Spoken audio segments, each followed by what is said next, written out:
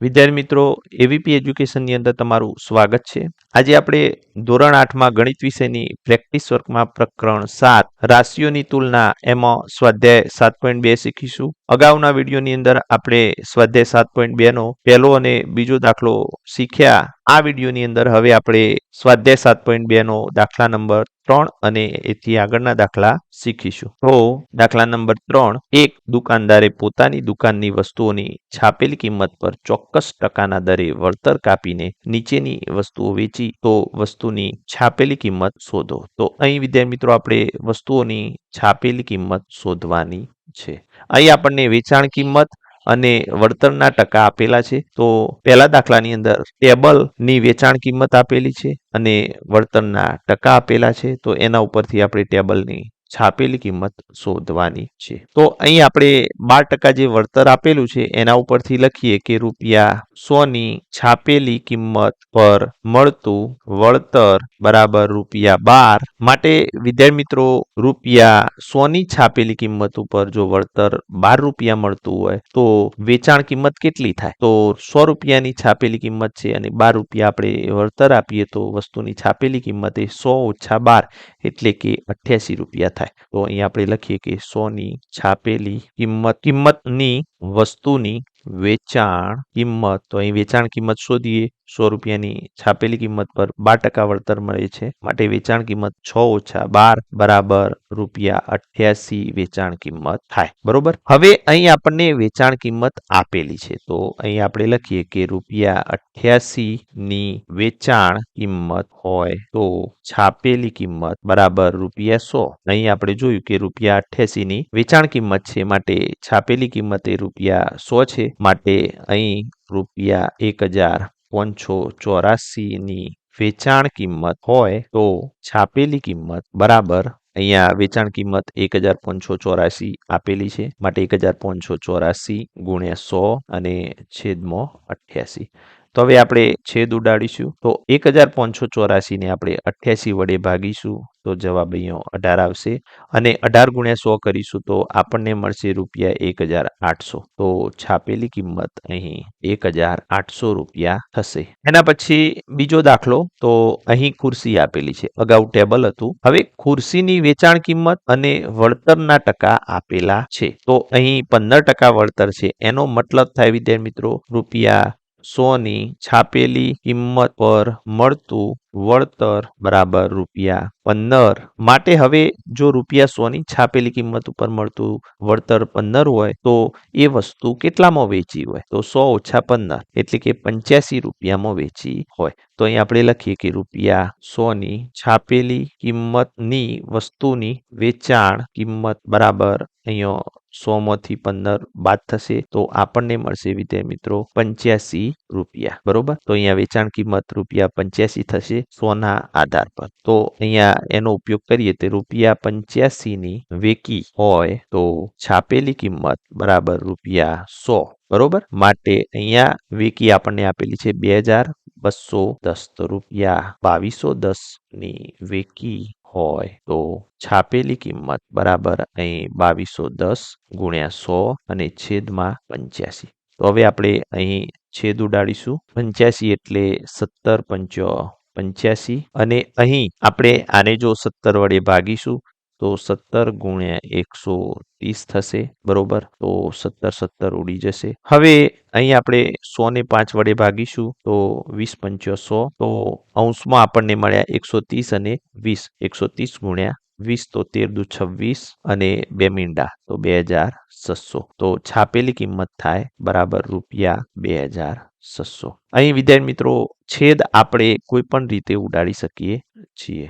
જો અહીં વિદ્યાર્થી મિત્રો આ દાખલાની અંદર આપણે છેદ અલગથી ઉડાડવા હોય બીજી રીતે તો 2210 ગુણ્યા 100 અને છેદમાં 85 છે. તો અહીં 2210 ને 85 વડે ભાગીશું તો સીધા આપણને 26 મળે છે, માટે 2600 સીધા મળે, કેમ કે 26 ગુણ્યા 100 એટલે 2600. તો આપણે આમ છેદ કોઈ પણ રીતે ઉડાડી શકીએ છીએ. એના પછી ત્રીજો દાખલો ટીપોઈની વેચાણ કિંમત અહીંયા 1425 અને એનું વળતર 5% આપણને આપેલું છે. તો અહીં આપણે ટકાનો ઉપયોગ કરીએ તો ટકાનો મતલબ થાય વિદ્યાર્થી મિત્રો ₹100 ની છાપેલી કિંમત પર મળતું વળતર બરાબર ₹5 માટે અહીંયા આપણે જોઈશું કે ₹100 છાપેલી કિંમત પર મળતું વળતર એ ₹5 હોય તો એ વસ્તુ અહીં કેટલા રૂપિયામાં વેચી હોય તો એની વેચાણ કિંમત થાય 100 માંથી 5 બાદ કરીશું એટલી. તો અહીં આ વસ્તુની વેચાણ કિંમત બરાબર 100 ઓછા 5 બરાબર ₹95 થાય. હવે આનો ઉપયોગ આપણે કરીએ તો ₹95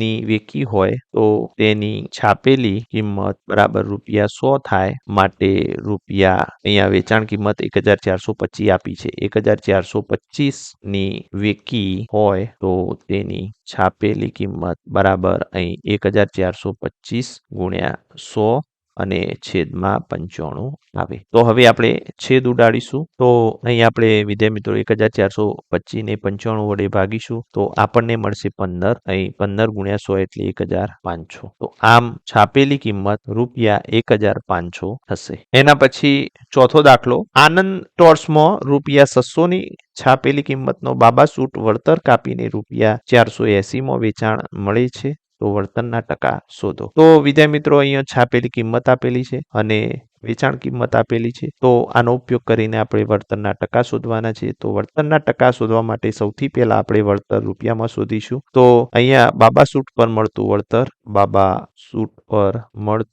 વળતર બરાબર છાપેલી કિંમત ઓછા વેચાણ કિંમત. હવે વિદ્યાર્થી મિત્રો અહીંયા છાપેલી કિંમત ₹600 છે અને વેચાણ કિંમત ₹480 છે. તો છાપેલી કિંમત 600 માંથી 480 આપણે બાદ કરીએ તો આપણને મળશે અહીંયા ₹120 માટે વળતર બરાબર ₹120. તો હવે અહીં આપણે છાપેલી કિંમતનો ઉપયોગ કરીશું કે ₹600 ની છાપેલી કિંમત પર મળતું વળતર બરાબર ₹120 માટે ₹100 ની એટલે કે અહીંયા ટકા શોધવાના છે માટે આપણે 100 ના આધારે મૂલ્ય શોધીશું. તો ₹100 ની છાપેલી કિંમત પર મળતું વળતર બરાબર અહીંયા 100 ગુણ્યા 120 અને છેદમાં 600. તો એક શૂન્ય અહીંયા ઉડશે બીજી શૂન્ય પણ ઉડશે 2 શૂન્ય ઉડી જશે.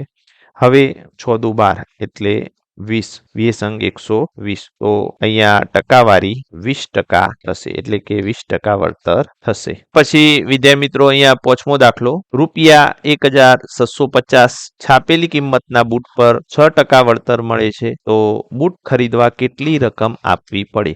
તો કેટલી રકમ આપવી પડે એનો મતલબ વિદ્યાર્થી મિત્રો અહીંયા આપણે વેચાણ કિંમત શોધવાની છે. તો અહીં આપણે ટકાનો ઉપયોગ કરીએ તો ₹100 ની છાપેલી કિંમત પર મળતું વળતર બરાબર ₹6 માટે ₹1650 ની છાપેલી કિંમત પર મળતું વળતર બરાબર 1650 ગુણ્યા 6 અને છેદમાં 100.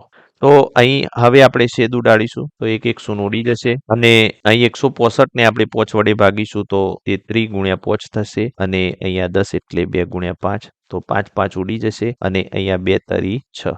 હવે 33 તરી 99. તો આમ 1650 ની છાપેલી કિંમત પર મળતું વળતર બરાબર ₹99 થશે. હવે અહીં આપણે વેચાણ કિંમત શોધવાની છે માટે અહીં આપણે લખીએ કે વેચાણ કિંમત બરાબર છાપેલી કિંમત ઓછા વળતર. તો અહીંયા છાપેલી કિંમત 1650 અને વળતર ₹99 છે માટે 1650 માંથી 99 બાદ કરીશું તો આપણને મળશે અહીંયા ₹1551.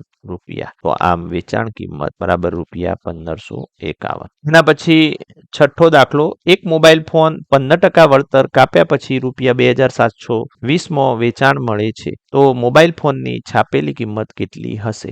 તો અહીં વિદ્યાર્થી મિત્રો વળતર 15% આપેલા છે માટે આપણે એનો ઉપયોગ કરી કે ₹100 ની છાપેલી કિંમત પર મળતું વળતર બરાબર ₹15 માટે ₹100 ની છાપેલી કિંમતની વસ્તુની વેચાણ કિંમત. તો અહીં વિદ્યાર્થી મિત્રો જો ₹6 ની છાપેલી કિંમત પર મળતું વળતર ₹15 હોય એનો મતલબ એ વસ્તુ એ કેટલા રૂપિયામાં વેચી હોય તો એની વેચાણ કિંમત થાય 100 ઓછા 15 એટલે કે ₹85 એની વેચાણ કિંમત થાય. તો અહીંયા એની વેચાણ કિંમત 100 ઓછા 15 બરાબર ₹85 એની વેચાણ કિંમત થાય. જો વસ્તુ 100 રૂપિયાની હોય તો.